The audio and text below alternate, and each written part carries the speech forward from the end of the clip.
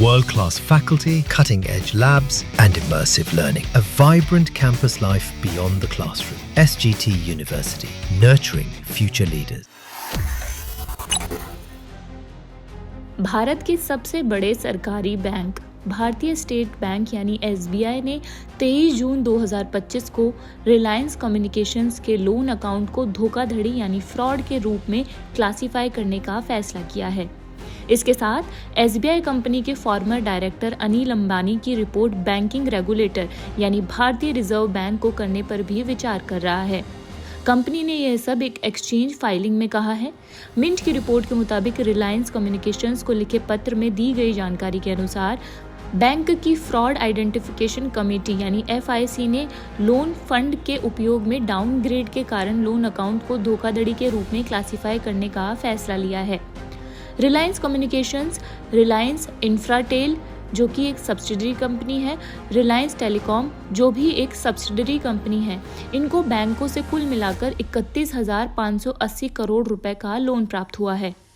अब बात करते हैं कि SBI FIC ने क्या पाया।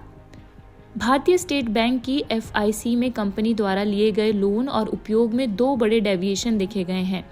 रिलायंस कम्युनिकेशंस को 8 फरवरी 2017 को देना बैंक से 250 करोड़ रुपए का लोन प्राप्त हुआ, जिसमें वैधानिक बकाया के लिए short term cash flow mismatch for payment का हवाला दिया गया था। आधिकारिक रूप से दिए गए कारणों के लिए धन का उपयोग करने के बजाय कंपनी ने कथित तौर पर लोन का उपयोग PSU firm RailTel corporation of India यानी RCIL को इंटर कॉर्पोरेट डिपॉजिट यानी ICS का असुरक्षित लोन के रूप में भुगतान करने के लिए किया, जिसे एक कॉर्पोरेट एंटिटी दूसरे को देती है।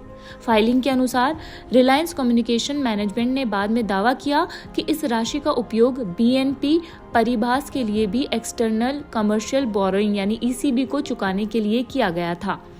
SBI की धोखाधड़ी पहचान समिति ने कहा, इस प्रकार लोन का उपयोग उस उद्देश्य के लिए नहीं किया गया जिसके लिए इसे लिया गया था।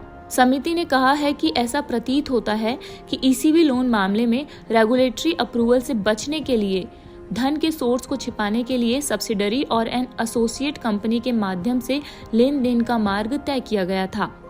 India infrastructure finance company limited यानी IIFCL ने भी अपनी कैपिटल एक्सपेंडिचर आवश्यकताओं को पूरा करने के लिए 248 करोड़ का लोन सैंक्शन किया था। हालांकि रिलायंस कम्युनिकेशंस ने कथित तौर पर कुछ लोन को चुकाने के लिए RITL को 63 करोड़ और RIEL को 77 करोड़ का भुगतान किया। SBI के FIC ने कहा, इन कंपनियों को सीधे फंड ट्रांसफर करने के बजाय इसे RCIL के माध्यम से भेजा गया। इसका कारण अंबानी के मैनेजमेंट द्वारा नहीं बताया गया है। उन्होंने इस बात पर जोर डाला कि ये 2 लेनदेन फंड के दुरुपयोग और विश्वासघात प्रतीत होते हैं।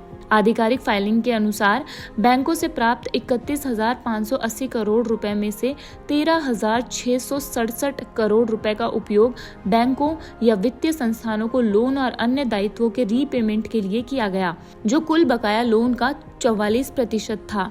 जहां से यह भी पता चला है कि कंपनी ने कथित तौर पर लोन का 41% या 12,692 करोड़ रुपए का इस्तेमाल संबंधित पक्षों को भुगतान करने के लिए किया।